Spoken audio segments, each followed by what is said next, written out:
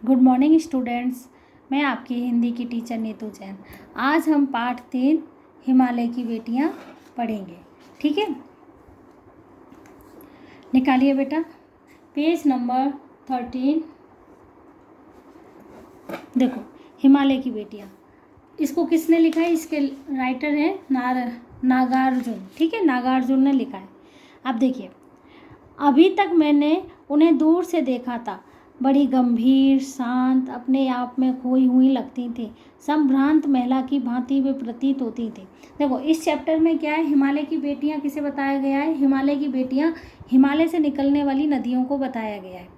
तो हिमालय पिता है और पुत्रियां कौन है? हिमालय से निकलने वाली नदियाँ। ठीक है, अभी तक मैंने उन्हें दूर से देखा था। अब लेखक कह रहा है कि मैंने नदियों को दूर से देखा था। बड़ी गंभीर, शांत, अपने आप में खोई हुई लगती थी। संभ्रांत महिला की भांति वे प्रतीत होती थी। उनके प्रति मेरे दिल में आदर और श्रद्धा के भाव थे। किसके लिए थे? हिमालय से निकलने वाली नदियों के लिए। माँ और दादी, मौसी और मामी की गोद की तरह उनकी धारा में डुबकियाँ लगाया करता।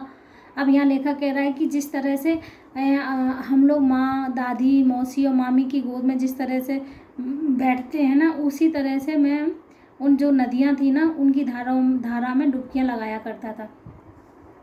परंतु इस बार जब मैं हिमालय के कंधे पर चढ़ा तो वे कुछ और रूप में सामने थी।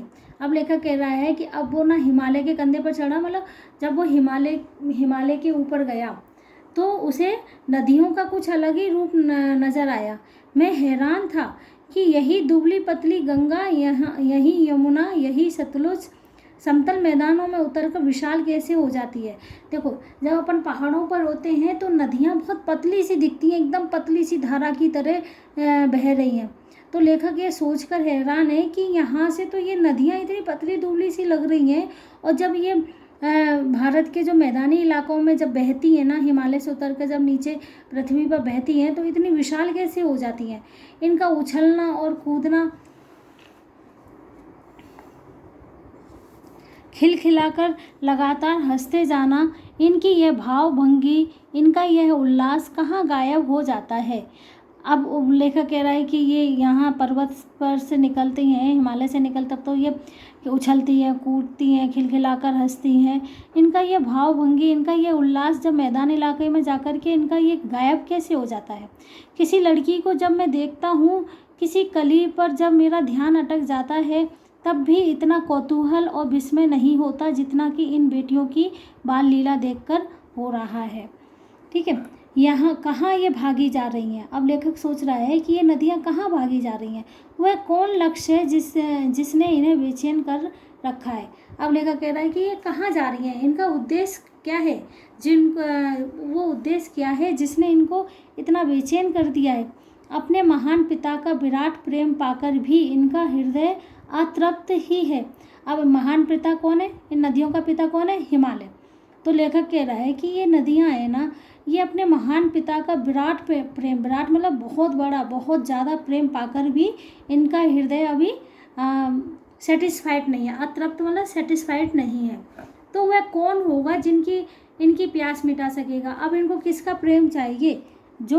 वो कौन होगा जो इनकी प्रेम की प्यास को मिटा सकेगा।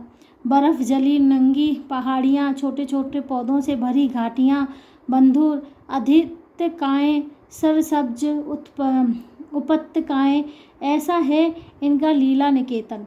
खेलते खेलते जब ये ज़रा दूर निकल जाती हैं तो उन्हें देवदार, चीड़, सरो, चिनार, सफ़ेदा, कैल के जंगलों में पहुंचकर शायद इन्हें बीती बातें याद करने का मौका मिल जाता होगा।